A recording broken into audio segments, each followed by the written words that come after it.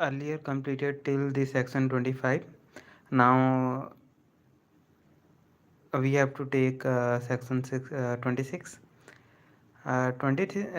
Section 26 read as act not intended to cause death done by consent in good faith for person benefit.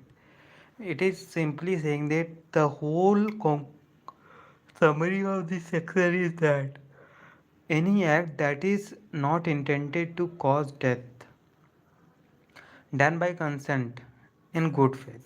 Similarly, if a person goes to surgery, if I had something, so he gives consent to the surgeon that you will operate on my body, and the surgeon also act with intention to cure in benefit of that person, not to cause the death.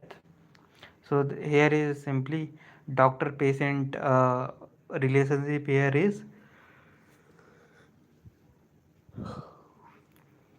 any act that is not intended to cause death done by consent in good faith for person benefit. It is read as nothing which is not intended to cause death is an offense by reason of any harm which it may cause or be intended by the doer to cause, or to be known by the doer to be likely to cause, to any person for those benefit it is done in good faith and who has given a consent, whether express or implied, to suffer that harm or to take the risks of that harm. The illustration is there. A surgeon, knowing that a particular operation is likely to cause the death of Z, who suffers under the painful complaint, but not intending to cause Z death, and intending in good faith Z benefits, perform that operation on Z with Z consent, A has committed no offense. Means any act you are doing in certain uh, person's benefit,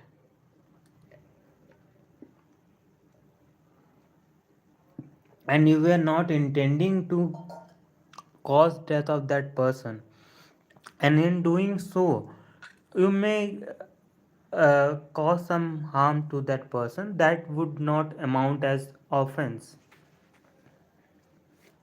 Okay, so we are moving to section number 27.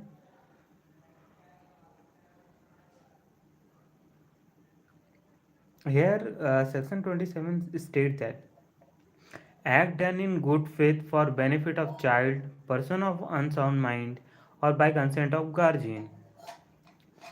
So it is very this section is only telling that if any act done in good faith for the benefit of the child or person of unsound mind, so it would be likely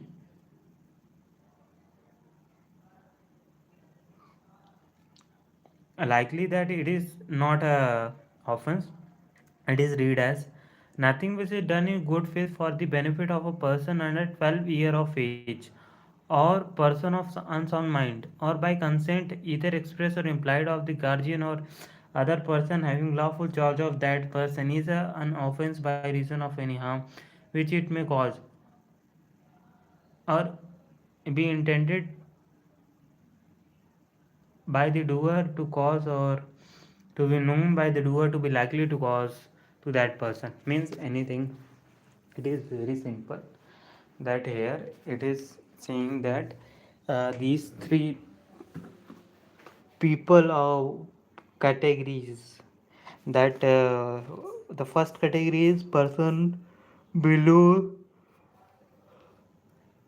a child below the age of 12, a person who is unsound mind, or a child those who is not able to give consent, but he has guardian that will give consent. From these consents, ठीक, if someone after getting their implied or express complaint consent.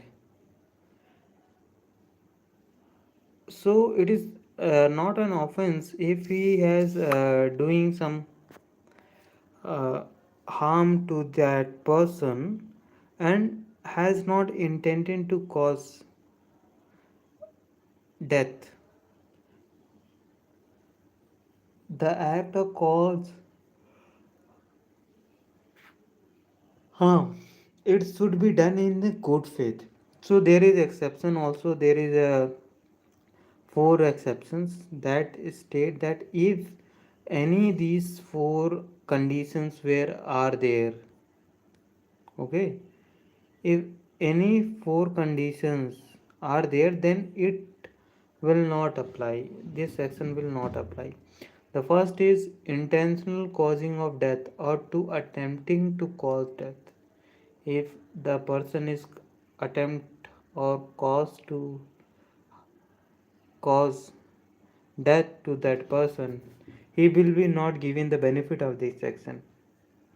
The doing of anything which the person doing it knows to be likely to cause death for any person other than the preventing of death of grievous hurt or the curing of any grievous disease of or infirmity.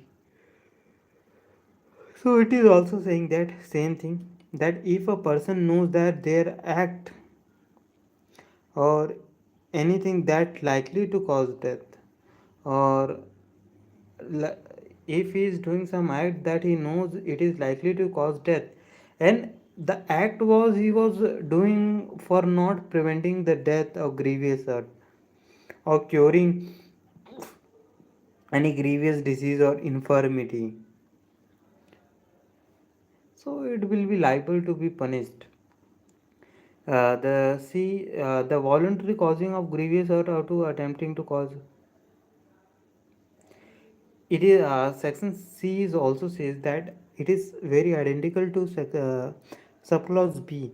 It says that a person caused grievous hurt but not having the intention to prevent any grievous hurt or death to the person or curing any grievous disease or infirmity. Okay, then he will be also be punished.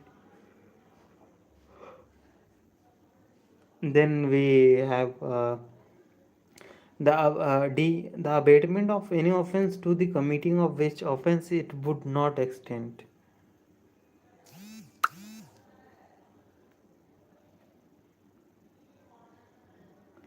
Or D is simply saying that any offense that he has committed or abated, any offense that he is abated, that that where the sections are not extend.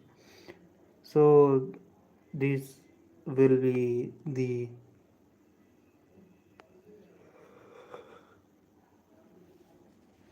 section.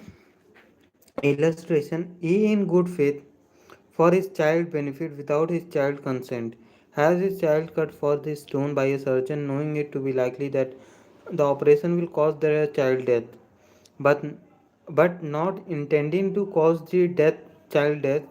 He is within the exception in as much his object was the cure of the child.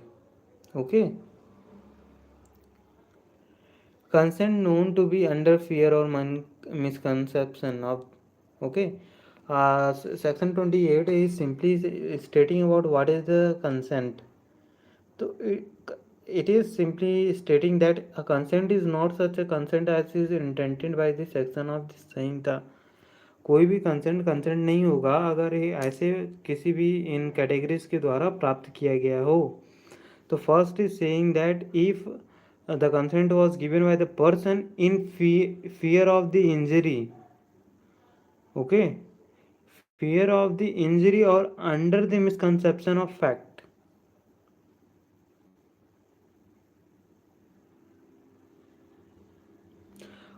Okay, if consent is given by or due to the fear of injury or misconception of fact, so it would not be amount to be consent.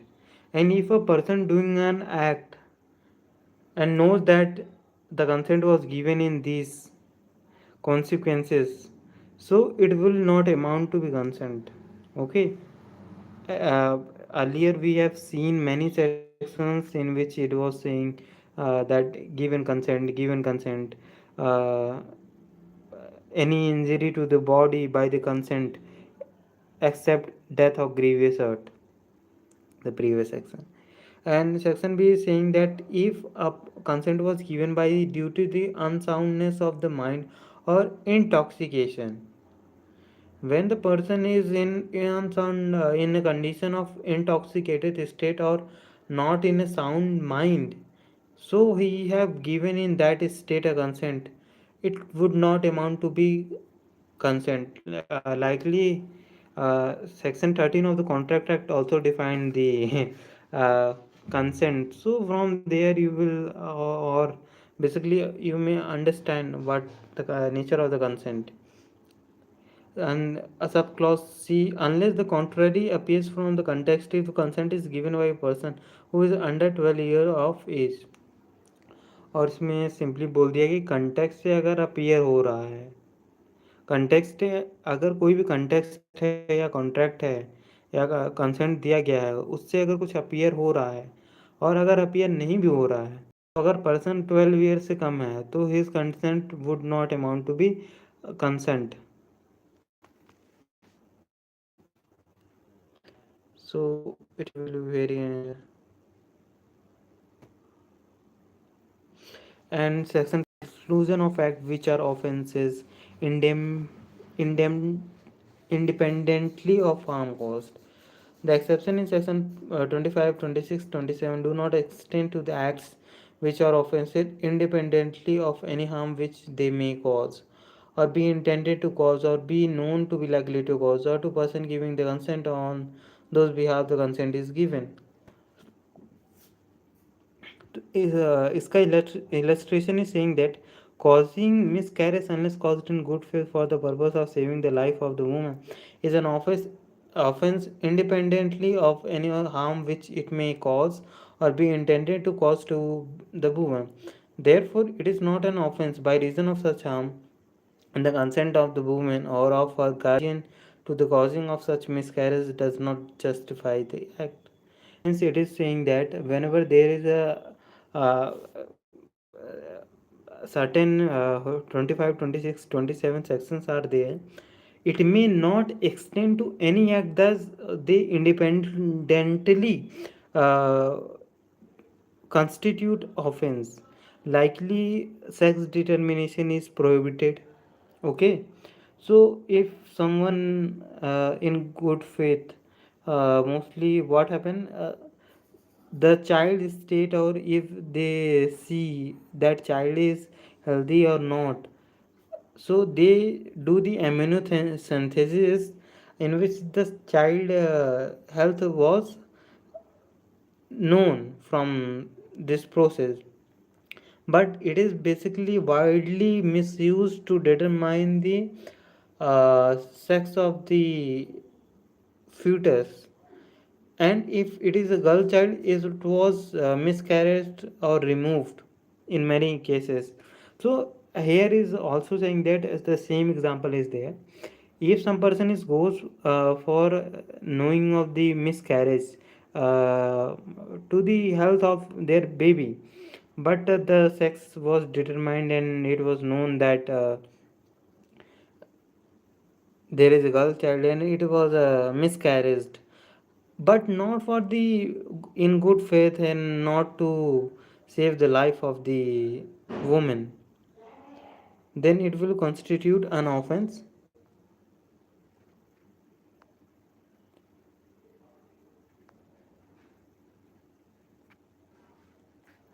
Okay, for today is all about now.